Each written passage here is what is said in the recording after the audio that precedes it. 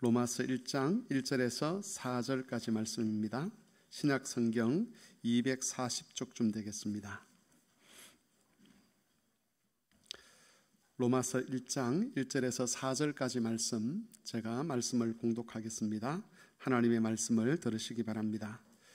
예수 그리스도의 종 바울은 사도로 부르심을 받아 하나님의 복음을 위하여 택정함을 입었으니, 이 복음은 하나님이 선지자들을 통하여 그의 아들에 관하여 성경에 미리 약속하신 것이라. 그의 아들에 관하여 말하면 육신으로는 다윗의 혈통에서 나셨고 성결의 영으로는 죽은 자들 가운데서 부활하사 능력으로 하나님의 아들로 선포되셨으니 곧 우리 주 예수 그리스도시니라. 아멘.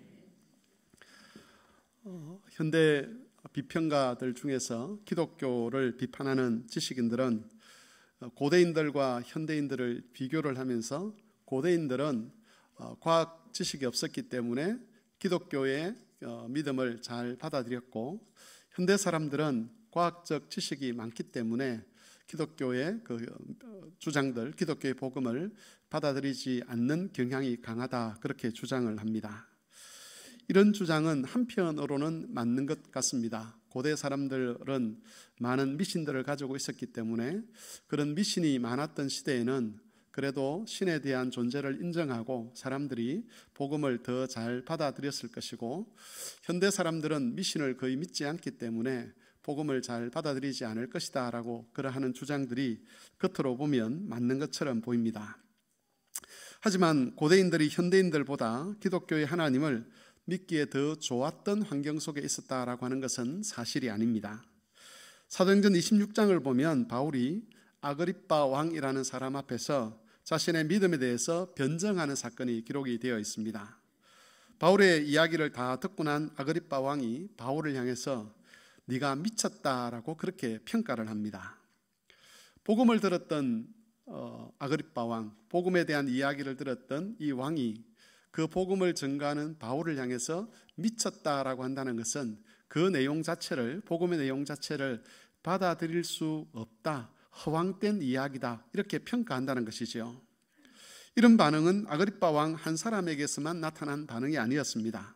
고대 바울이 아테네에서 복음을 전했을 때에 다수의 사람들이 바울이 전했던 그 복음을 비난하고 조롱했습니다. 과학 지식이 없었던 고대인들에게도 기독교라고 하는, 기독교 복음이라고 하는 것은 쉽게 받아들일 수 있는 그런 내용이 아니었다는 것이죠. 그래서 과학 지식이 없던 고대인들에게는 기독교를 믿는 것이 더 쉬웠을 것이라고 하는 현대 비평가들의 주장은 전혀 사실이 아닌 것입니다. 사실 기독교 복음은 고대인들이나 현대인들 모두에게 쉽게 받아들일 수 있는 내용이 아니라는 것을 우리가 주목을 해야 합니다. 왜냐하면 인간이 가지고 있는 그 종교성 또는 인간이 가지고 있는 그 보편성에 비해서 이 기독교 복음은 절대 어울리는 것이 아니기 때문에 그렇습니다. 하나님의 아들이 사람의 몸을 입고 이 땅에 오셨다는 것, 그것부터가 사람들의 상식과 맞지 않습니다. 그리고 하나님의 아들이 십자가에 달려 죽었다는 것도 상식에 맞지 않는 것이죠. 또 그 죽음에서 부활했다는 것, 그리고 그 죽음과 부활을 통해서 사람들의 죄가 대속되었다는 이런 교리가 고대 사람에게나 현대 사람들에게는 받아들일 수 없는 이야기가 된다는 겁니다. 사람들은 이것을, 기독교 복음에는 모순이 가득하다, 그렇게 주장을 합니다. 그런데 이런 모순이나 역설은 기독교 복음이 가지고 있는 신비에 해당하는 것들이라고 할 수가 있습니다. 하나님께서 믿음을 주시면 그 믿음은 이 기독교 복음이 가지고 있는 이 모순을 신비로 이해를 하게 되고 그 신비의 영광스러움을 깨닫게 합니다. 그래서 믿음의 사람들은 불신자들이 조롱하고 비난하는 바로 그 사실 때문에 더욱더 복음의 매료가 됩니다. 하나님의 아들이 세상에 오셨다는 것, 하나님의 아들이 십자가에 달려 죽으셨다는 것, 부활하셔서 우리의 죄를 대속하셨다는 이런 말도 안 되는 이야기, 이런 이야기들이 믿음 안에 있으면 그것이 신비로 여겨지게 되고 그 신비로움 때문에 더욱더 하나님을 사랑하고 믿음에 헌신하는 삶을 살아가게 되는 것입니다. 복음은 우리를 모순의 세계로 인도합니다. 또 다르게 말하면 신비의 세계로 인도하는 것이죠. 오늘은 본문의 말씀을 통해서 복음 안에 있는 모순 두 가지에 관해서 묵상하는 시간을 가지고자 합니다. 우리가 읽었던 말씀은 로마서의 서론에 해당하는 말씀입니다. 이 서론에서 바울은 두 가지 사실을 이야기합니다. 첫 번째는 자신이 예수 그리스도의 종이며 복음을 위하여 사도로 택정함을 입었다는 것을 말하고, 두 번째로는 예수께서 그리스도가 되신다는 것을 말하고 있습니다. 본문에서 바울이 말하고 있는 이 두 가지 내용 속에 각각 모순되는 이야기 또는 신비스러운 이야기가 담겨 있습니다. 첫 번째는 신분이 가져오는 모순입니다. 바울은 자신을 예수 그리스도의 종이다라고 그렇게 소개를 합니다. 그리고 하나님의 복음을 위하여 택정함을 입었다라고 그렇게 증언을 합니다. 이전에 성경을 연구하던 사람들은 이 종이라는 신분을 헬라식으로 이해를 했습니다. 그리스식, 로마식으로 이해를 했다는 것이죠. 로마 사람들에게 종이라는 그런 존재는 노예라는 개념이었습니다. 이 노예들은 전쟁이나 가난 때문에 억지로 자유를 박탈당하고 어쩔 수 없이 한 사람의 소유로 전락해서 모든 것들을 통제받는 그런 존재를 가리켜 노예라 그랬습니다. 노예에게는 고유한 인권도 없었고 자신에 대한 어떤 주장을 할 권리도 없었습니다. 심지어 어떤 사람은 말하기를 고대의 노예는 말하는 짐승과 다름이 없었다라고 그렇게 평가를 하기도 합니다. 그래서 바울이 자신을 종이라고 이야기할 때 마치 자신을 하나님의 노예처럼 여긴다라고 해석을 하는 사람들이 있었습니다. 하나님께 모든 자유를 빼앗겨버리고 억지로 하나님께 종속되어서 하나님의 시키는 일은 하기 싫어도 억지로 하는 그런 사람으로 자신을 소개한다라고 본 것이죠. 하지만 성경을 자세히 읽어보면 바울이 자신을 종이라고 소개할 때에 그런 뜻으로 자신을 종이라고 말하지 않는다는 것을 알 수가 있습니다. 종이라는 말에 해당하는 헬라어는 둘로스입니다. 아마 들어보신 분들이 있을 것입니다.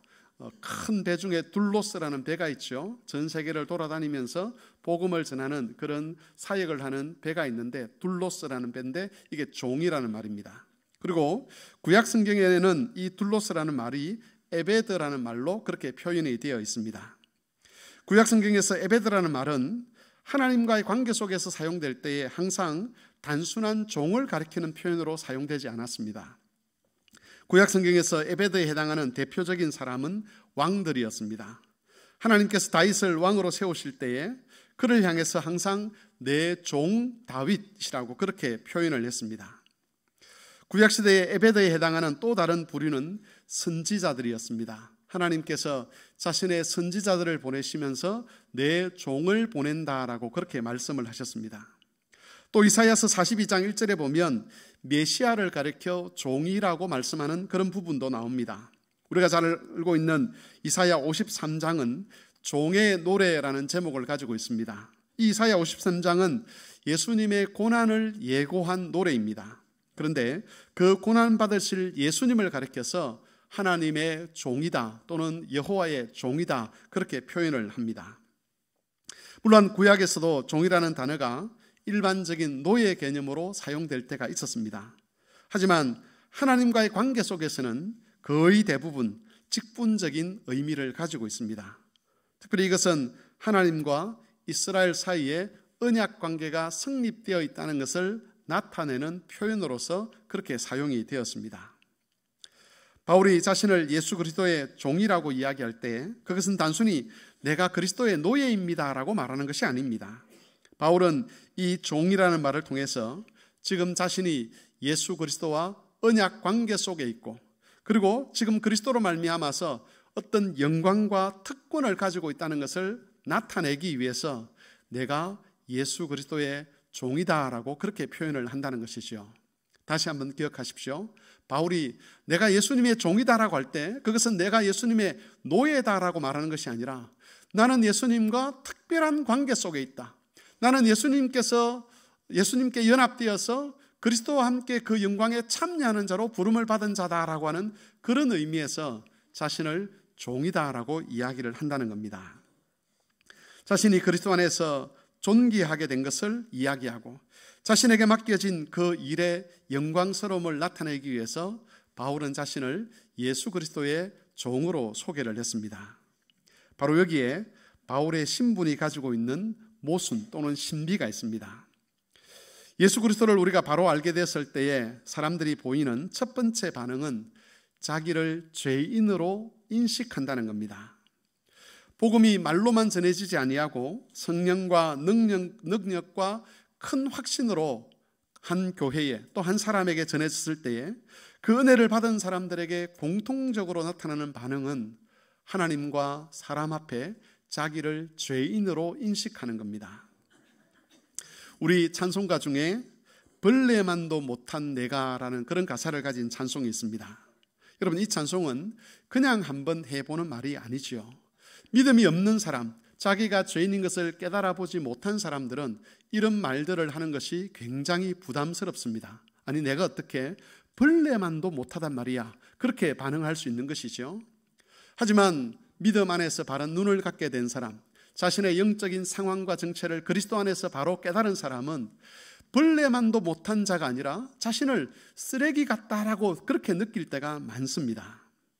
이런 반응은 복음이 한 사람의 영적인 눈을 밝게 했을 때 나타나는 현상입니다. 육신의 눈으로는 보지 못하던 자신의 영적인 상태와 영적인 현주소를 보고 나면 자연스럽게 이런 반응이 나타나는 것이죠. 바울도 마찬가지입니다. 디모데후서에 보면 바울이 자신을 가리켜서 죄인 중에 괴수라고 하는 그런 표현이 나옵니다. 어떤 사람은 이것이 바울의 겸손을 나타내는 표현이라고 그렇게 해석을 합니다마는, 물론 겸손이죠. 그러나 겸손 이전에 이것은 실제로 바울이 자신에 대해서 느끼는 또 체감하게 되는 현실이라는 겁니다. 자신과 하나님이 어울리는 존재가 아니라는 것을 아는 것이죠. 거룩하신 하나님 앞에서 다른 사람들로부터 칭찬받는 그런 것들까지 사실은 더러운 배설물에 불과하다는 것을 바울은 알았습니다. 그래서 이것도 점검해보고 저것도 점검해본 결과로 나타나는 말이 뭐냐? 내가 죄인 중에 괴수다. 우리나라식으로 말하면 내가 벌레만도 못한 자다. 이런 평가가 자기 자신에게 내려지는 것입니다. 그런데 예수 그리스도께서는 그런 바울에게 언약 안에서 자신과 함께할 동료가 되게 하셨습니다. 그리고 자신의 복음을 위탁하여 자신의 종으로 삼아 주셨습니다. 이것은 노예가 되라는 부름이 아니었습니다. 그리스도의 부르심은 바울과 그리스도 자신을 하나로 묶어주는 부르심이었습니다. 벌레만도 못한 인생이라고 스스로를 자책하고 있는 그 바울, 죄인의 개수와 같다라고 스스로를 자책하고 있는 그 바울에게 그리스도라고 하는 영광스러운 직분과 연합되게 하여 주시고 그 그리스도의 영광스러운 일을 위임받은 자로 삼아 주셨다는 것을 바울은 내가 예수 그리스도의 종이 되었다라고 그렇게 표현을 하는 것이지요. 여러분, 이것이 예수 그리스도의 종이라는 신분이 가지고 있는 모순입니다. 죄인이면서도 거룩한 그리스도의 종, 벌레만도 못한 인생이면서도 그 안에 하나님의 영광스러운 복음을 담고 있는 자, 세상에서 쓰레기 같은 자임에도 불구하고 예수 그리스도를 위하여 가장 영광스러운 일을 할 수 있는 자로 부름받은 그 자신의 신분을 나타낼 때에 바울은 내가 그리스도의 종이다라고 말을 하는 것이죠. 여러분, 바울은 그저 한 죄인에 불과했습니다. 비록 그가 다른 사람들보다 종교적인 열심이 있었고 또 유대교에도 열심이 있었지만 실제로는 하나님의 진노를 쌓아가던 여러 죄인들 중에 하나에 불과했습니다. 그런데 그런 바울이 이제는 새로운 방식으로 설명되는 사람이 되었습니다. 그는 자기가 만들어낸 어떤 공로나 어떤 업적이 아닌 예수 그리스도와 관계된 예수 그리스도의 종이라는 새로운 신분으로 자신을 이야기할 수 있게 된 것입니다. 바울의 표현을 빌리자면 질그릇에 보배를 담고 있는 것 같은 그런 존재가 된 것이죠.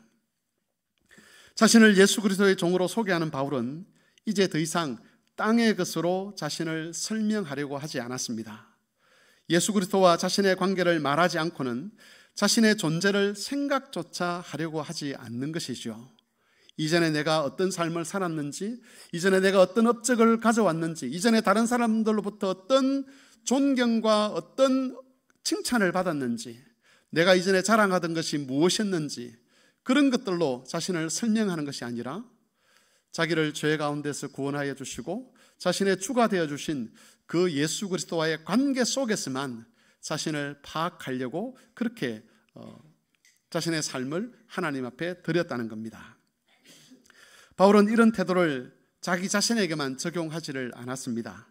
성경을 한 곳 찾아보겠습니다. 고린도후서 5장 15절에서 17절 말씀입니다. 신약 성경 290쪽입니다. 성경을 같이 한번 찾아보겠습니다. 신약 성경 290쪽 고린도후서 5장 15절에서 17절까지 말씀을 우리 함께 합독을 한번 해보겠습니다. 신약 성경 290쪽 고린도후서 5장 15절에서 17절 다 같이 읽겠습니다. 그가 모든 사람을 대신하여 죽으심은 살아있는 자들로 하여금 다시는 그들 자신을 위하여 살지 않고 오직 그들을 대신하여 죽었다가 다시 살아나신 이를 위하여 살게 하려 함이라. 그러므로 우리가 이제부터는 어떤 사람도 육신을 따라 알지 아니하노라. 비록 우리가 그리스도도 육신을 따라 알았으나 이제부터는 그같이 알지 아니하노라. 그런즉 누구든지 그리스도 안에 있으면 새로운 피조물이라. 이전 것은 지나갔으니 보라 새 것이 되었도다. 여러분, 바울은 모든 믿는 자들이 그리스도 안에서 새롭게 되었다라고 선언을 합니다. 그러면서 그 그리스도 안에 있는 사람들을 더 이상 육신의 것으로 알지 않겠다라고 이야기합니다. 육신의 것으로 알지 않겠다라고 한다는 것은 이 사람이 세상에서 어떤 사람인지 그걸 가지고 그 사람을 이해하겠다, 그 사람을 만나겠다, 그러지 않는다는 겁니다. 그 사람이 세상에서 성공한 사람이든 또는 세상에서 세상적으로 실패한 사람이든 세상에서 지위가 높은 사람이든 지위가 낮은 사람이든 그 세상의 것으로 이 사람을 설명하고 이 사람을 대우하는 것이 아니라 예수 그리스도 안에서 새롭게 된 그의 신분, 그의 그 놀라운 영광스러운 신분을 가지고 그 사람을 대하겠다는 것입니다. 교회 여러분, 바울만 예수 그리스도의 종으로 부름받은 것은 아닙니다. 구약 성경에 보면 왕이나 선지자나 메시아를 가리켜 여호와의 종이라고 그렇게 부르지만 동시에 하나님의 언약 백성이었던 이스라엘 백성 전체를 가리켜서도 하나님은 나의 종이라 그렇게 표현을 하셨습니다. 이것은 하나님과 이스라엘이 언약적으로 연결되어 있고 이 이스라엘 백성들을 통해서 하나님께서 그들을 제사장 나라로 삼으시고 온 세상에 대하여 하나님을 대표하는 그런 구약의 교회로 삼으셨다는 뜻입니다. 마찬가지로 바울과 같은 사역자들, 또 오늘날 목사나 장로와 같은 그런 직분자들도 예수 그리스도의 종이지만, 그러나 여러분, 모든 믿는 자들은 다 예수 그리스도의 종입니다. 다시 말해서 우리는 언약 안에서 다 그리스도와 관계를 맺고 있고 언약 안에서 예수 그리스도로부터 영광스러운 신분을 선물로 받았고 영광스러운 그런 사명을 선물로 받았다는 겁니다. 바울과 마찬가지로 우리도 심판받을 죄인에 불과합니다. 바울만 죄인의 괴수가 아니라 우리 역시도 죄인의 괴수들입니다. 믿음을 가진 사람은 어떤 사람도 이 사실을 부인할 수가 없습니다. 그런데 그런 죄인들에게 그리스도께서 예수 그리스도의 종이라는 새로운 신분을 주셨습니다. 그리스도와 연합된 사람, 그리스도와 함께 일하는 사람, 그리스도와 한 몸을 이루고 그리스도의 복음을 위해서 헌신하는 그런 사람으로 우리를 불러주신 것이지요. 여러분, 바울의 신분에만 모순이 있는 것이 아니라 우리가 받은 신분에도 모순이 있습니다. 우리도 바울처럼 죄인이면서 동시에 거룩하신 예수 그리스도의 한 몸인 예수 그리스도의 종이 된 것이지요.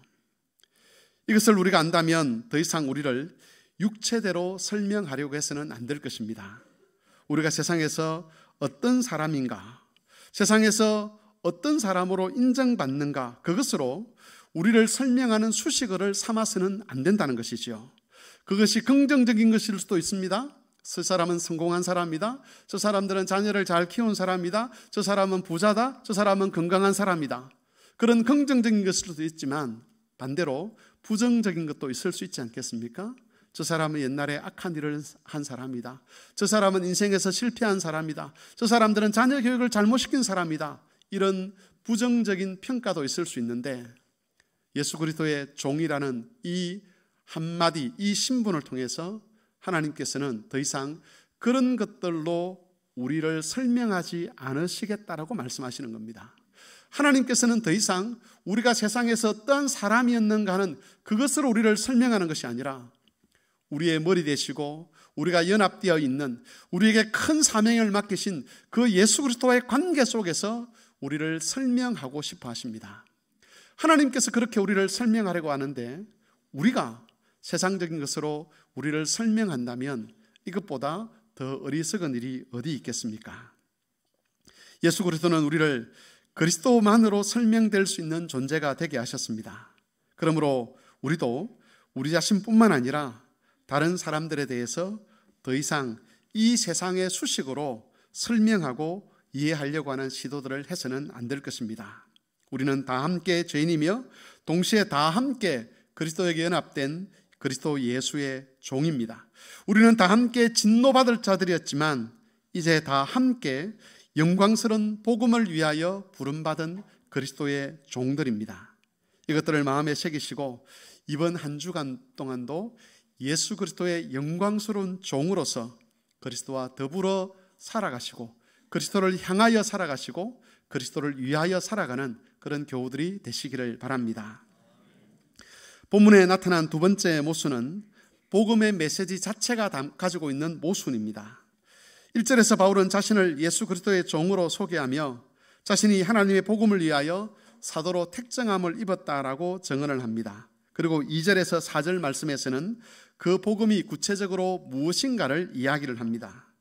내용이 좀 복잡하긴 하지만 의외로 이 말씀은 단순합니다. 2절에 보시면 이 복음은 이라고 하는 그 부분에 갈로를 하시고 그 다음에 갈로를 하시고 그 다음 4절에 곧 우리 주 예수 그리스도신이라고 하는 그 앞부분에 갈로를 하고 그걸 딱 없애고 읽으면 복음이 무엇인지가 분명하게 드러납니다. 그걸 없애고 읽으면 이렇게 됩니다. 이 복음은 우리 주 예수 그리스도시니라. 이 복음은 우리 주 예수 그리스도시니라. 바울이 소개하는 복음은 예수 그리스도입니다. 그리고 그 가운데 있는 이야기는 예수 그리스도께서 어떻게 복음이 되시는가 하는 것을 설명하는 것이죠. 구약 성경에 보면 복음이라는 것은 하나님의 구원 약속이 이루어지는 것을 알리는 소식을 가리키는 말입니다. 하나님의 구원이 나타났다. 하나님이 우리를 구원하셨다. 이것을 알리는 소식을 가리켜서 구약에서는 좋은 소식, 복음이다 그렇게 불렀습니다. 이 복음이 우리 주 예수 그리스도라고 하는 것은 하나님께서 그리스도를 통해서 진짜 구원을 이루셨다라고 그렇게 말을 하는 것이죠. 그리고 바울은 두 가지 관점에서 그것을 이야기합니다. 첫 번째는 2절과 3절 말씀인데 예수 그리스도는 하나님께서 전에부터 선지자들을 통해서 예언하여 주신 다윗의 후손이라는 겁니다. 다윗의 후손이다. 예수님은 이전부터 선지자들을 통하여 예언되었던 다윗의 후손이다. 그렇게 지금 소개를 하는 것이죠. 다윗의 후손이라는 말은 다윗에게 주신 그 약속을 이루는 왕이라는 뜻입니다. 이것을 기억해 두십시오. 다윗의 후손이라는 말은 다윗에게 주신 약속을 이루는 왕이라는 뜻입니다. 하나님께서 다윗에게 주신 약속이 있습니다. 그 약속의 핵심은 한 세 가지 정도로 요약이 됩니다. 첫 번째는 다윗의 후손 중에 한 사람이 왕이 되어서 이스라엘을 영원히 다스리도록 한다는 약속입니다. 두 번째는 그 왕을 통해서 이스라엘 백성들에게 온전한 안식을 가져다 주신다는 약속입니다. 세 번째는 하나님께서 이 왕을 통해서 이스라엘을 온 세상의 제사장 나라로 만드시고 이 이스라엘을 통해서 세상이 하나님의 평화를 맛보도록 하시겠다는 그런 약속입니다. 이스라엘 백성들은 오랫동안 이 약속이 이루어지기를 기다렸습니다. 이방인들의 침략을 받아서 나라를 빼앗기고 조롱과 멸시를 당할 때마다 하나님께서 약속하신 그 다윗의 후손이 빨리 오셔서 우리를 구원하시고 하나님이 우리에게 약속하신 그 제사장 나라의 온전함을 우리에게 이루어 달라고 하나님께 기도를 했습니다. 그런데 바울은 바로 예수께서 이스라엘이 그토록 기다려왔던 다윗의 후손이라고 선언을 하는 것이죠. 그런데 이 다윗의 선언은 이방인은 물론이고, 다윗의 후손을 이 바울의 선언은 이방인들은 물론이고 다윗의 후손을 기다려왔던 유대인들에게도 조롱거리가 되었습니다. 어떻게 십자가에 달려 죽은 자가 다윗의 후손이 될 수 있는가? 어떻게 죽은 자가 영원한 왕이 될 수 있는가? 어떻게 나사렛 변방에서 목수로 살다가 십자가에 저주받아 죽은 그 예수가 다윗의 자손이다라고 말을 할 수 있는가라는 그런 이의가 제기된 것이지요. 그래서 바울은 여기에 대해서 또 다른 주장을 하는데 그게 바로 4절 말씀입니다. 4절은 예수께서 죽은 자들 가운데서 부활하셔서 하나님의 아들로 인정되셨다는 말씀입니다.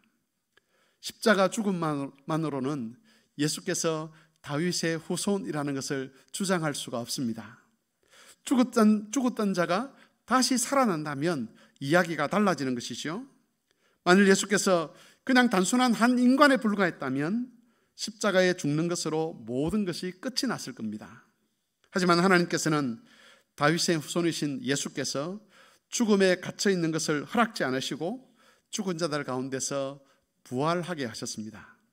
이것은 예수께서 하나님의 아들이시며 참 다윗의 후손인 것을 증명하는 일이었습니다. 이로써 십자가 죽음에 대한 비난과 조롱은 더 이상 유지될 수가 없었습니다. 대신 예수께서 다윗의 후손이시고 하나님께서 예수님을 통해서 다윗에게 약속하신 그 구원을 이루셨다는 주장이 진리라는 것이 드러나게 된 것이죠. 여러분, 이것이 복음 안에 담겨 있는 모순입니다. 십자가 죽음은 저주와 패배의 상징이고 무능함의 상징입니다. 그런데 그 저주와 패배 속에, 그 무능함 속에 다윗의 후손의 참 모습이 담겨 있습니다. 아니, 저주받으셨기 때문에, 또 패배하셨기 때문에, 스스로 무능한 길을 걸어가셨기 때문에 다윗에게 하신 그 구원의 약속이 예수님을 통해 온전히 이루어지게 된 것입니다. 특별히 유대인뿐만 아니라 모든 이방인들까지도 다윗의 자손이 다스리는 그 참된 나라의 백성으로서 부름을 받을 수 있게 된 것입니다.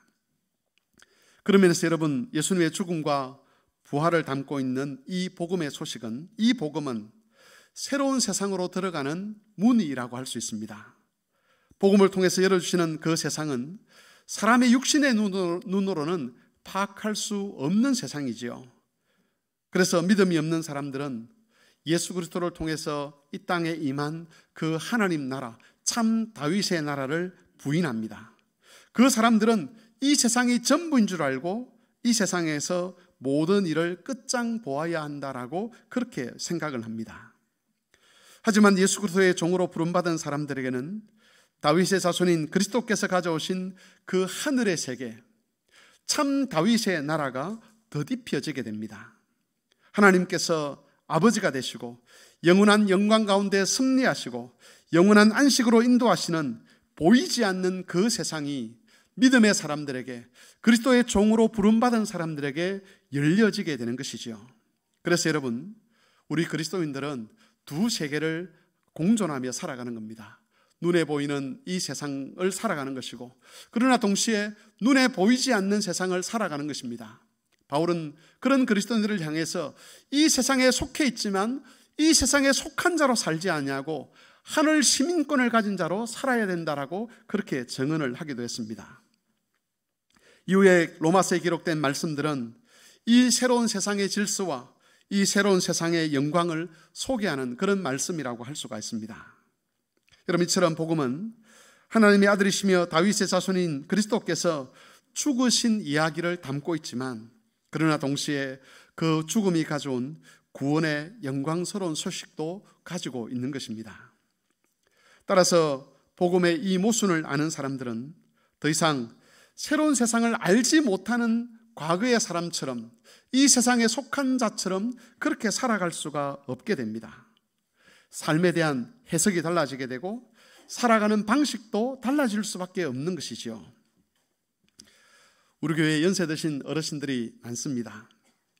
여러분, 나이를 먹는다는 것은 아직까지 저 같은 사람들은 잘 모르지만 앞서 살았던 분들이 말씀하시기를 어떤 면에서 죽음에 가까워지는 것이다, 그렇게 표현을 했습니다. 고통을 더 많이 겪는 것이다, 그렇게 표현을 하기도 했습니다. 하지만 복음은 죽음에 가까워지는 그 일이 영생에 가까워지는 일이라고 그렇게 증언을 합니다. 그래서 복음을 믿는 자들은 죽음을 두려워하지 않게 되죠. 복음을 알지 못하는 사람과 참 다윗의 자손이신 그리스도께서 가져오신 그 참 다윗의 나라를 알지 못하는 자들과 그 나라를 아는 자들은 죽음에 대한 해석이 달라지는 겁니다. 나이 들어감에 대한 해석이 달라지는 것이죠. 그래서 나이 들어감을 고통으로만 여기지 않고 죽음을 저주로만 여기지 아니하고 그 속에 담겨 있는 하나님의 약속과 영생을 향해 나아가고 있는 그 과정들을 거기서 보게 되는 겁니다. 그렇게 해석하고 나면 삶이 같아질 수가 없는 것이죠. 다윗의 나라를 모르는 자들과 다윗의 나라를 아는 자들의 삶이 결코 같은 모습으로 같은 방향으로 이루어질 수가 없습니다. 갈라디아서 2장 20절 말씀에 이런 말씀이 있습니다. 내가 그리스도와 함께 십자가에 못 박혔나니 그런즉 이제는 내가 사는 것이 아니요 오직 내 안에 그리스도께서 사시는 것이라. 이제 내가 육체 가운데 사는 것은 나를 사랑하사 나를 위하여 자기 자신을 버리신 하나님의 아들을 믿는 믿음 안에서 사는 것이라. 모순적인 복음 밖에 있는 사람에게는 이 세상의 삶이라는 것이 자기 자신과 자기 가족을 위한 삶일 수밖에 없습니다. 하지만 복음 안에 있는 사람들에게는 삶의 목적과 방향이 언제나 그리스도가 됩니다. 왜냐하면 그리스도께서 우리의 머리가 되시고 그리스도께서 우리를 섭리하시고 그리스도께서 우리에게 영원한 평화와 안식을 가져다 주시기 때문입니다. 비록 감각적인 이 세상에서의 삶이 참 고달프기도 하고 또 아픔과 고통이 따르기도 하고 심지어 복음 때문에 환난과 고난을 당하는 일이 있다 할지라도 그것을 억울하게 여기지 아니하고 그것을 영광의 방편으로 해석할 수 있는 그 길을 그리스도께서 우리에게 열어주신 것입니다. 말씀을 정리하겠습니다. 사랑하는 교우 여러분, 우리는 예수 그리스도의 종이라는 새로운 신분으로 부름을 받았습니다. 죄인이면서도 거룩하신 예수로 설명되는 사람이 된 것이죠. 그러므로 더 이상 우리를 이 세상의 것으로 설명하려고 해서는 안 될 것입니다. 자기 자신뿐만 아니라 그리스도인 안에 있는 모든 사람들을 이해하는 새로운 방식은 철저하게 예수께서 주신 이 신분에 따르는 방식이어야 합니다. 죄인이면서도 마치 의인처럼 또 부족하면서도 마치 온전한 사람인 것처럼 우리를 인정해 주시고 또한 자라게 하시는 그 그리스도 안에서 서로를 돌아보며 사랑과 선행을 격려해야 할 것입니다. 또한 우리는 복음을 통해 새로운 세상으로 들어가는 초대를 받았습니다. 그리스도께서는 저주와 실패의 상징인 십자가를 통해서 다윗의 언약에 참여하는 길을 우리에게 열어주셨습니다. 그러므로 우리가 지금 이 세상에 발을 디디고 살아가지만 하늘의 나라를 덧입고 산다는 것, 영원한 다윗의 후손이신 그리스도의 다스림을 덧입고 살아간다는 것을 기억하면서 이제는 더 이상 자신을 위하여 살지 아니하고 하나님 나라와 그의 영광을 위하여 살아가야 할 것입니다. 이 말씀들을 기억하셔서 이번 한 주간도 담대한 마음과 큰 소망을 가지고 복된 삶을 이어가시는 성막의 교우들이 되시기를 바랍니다.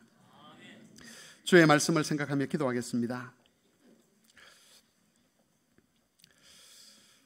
주님께서는 우리를 영광스러운 신분으로 그렇게 신분을 주셨습니다. 우리에게 영광스러운 신분을 주셨습니다. 이 신분에 걸맞게 우리 스스로를 판단하고 이 신분에 걸맞게 교우들을 대우할 수 있도록 도와주시기를 기도하고 또 우리에게 참 다윗의 나라를 가져다 주신 그 예수 그리스도의 은혜를 기억하면서 참 하나님 백성답게 이 세상을 살아가도록 주께서 도와주시기를 한 목소리로 기도하겠습니다.